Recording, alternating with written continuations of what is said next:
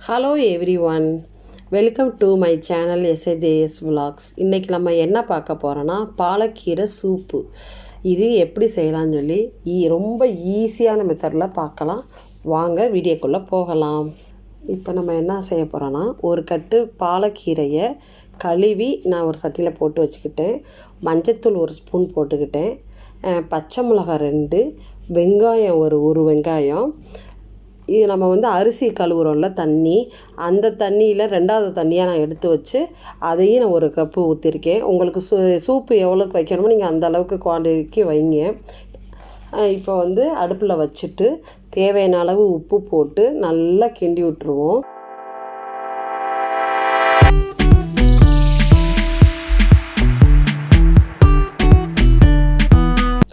ஜீரகம் ஒரு 2 ஸ்பூன் அதையும் போட்டுக்குவோம்.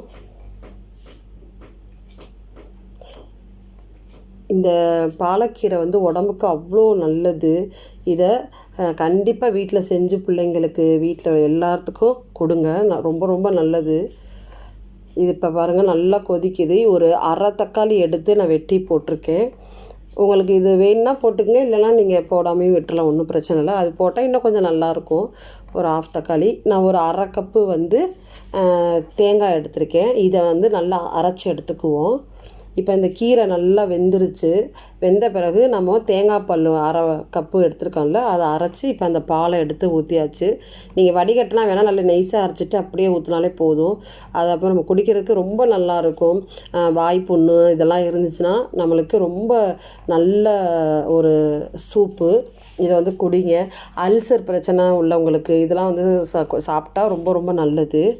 இதை செஞ்சு வீட்டில் குழந்தைங்களுக்கு கொடுங்க. குழந்தைங்களுக்கு கூட பிடிக்காதவங்க கூட இதை சாப்பிட்ருவாங்க. ரொம்ப அருமையாக இருக்கும். நம்ம தேவையான அளவு அந்த தேங்காய் பாலில் எவ்வளோ தண்ணி உங்களுக்கு வேணுமோ சூப்பு அதுக்கு ஏற்றாப்புல ஊற்றிக்கிங்க. இப்போ பெப்பர் வேணும்னா போட்டுக்கோங்க. உங்களுக்கு காரம், ஏன்னா 2 பச்சை மிளகா தான் போட்டிருக்கோம், காரம் பத்தாது.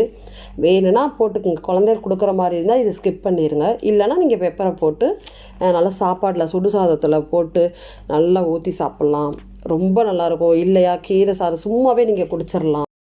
லைக் பண்ணுங்கள், ஷேர் பண்ணுங்கள், மறக்காமல் சப்ஸ்கிரைப் பண்ணிடுங்க. தேங்க்யூ ஃபார் வாட்சிங்.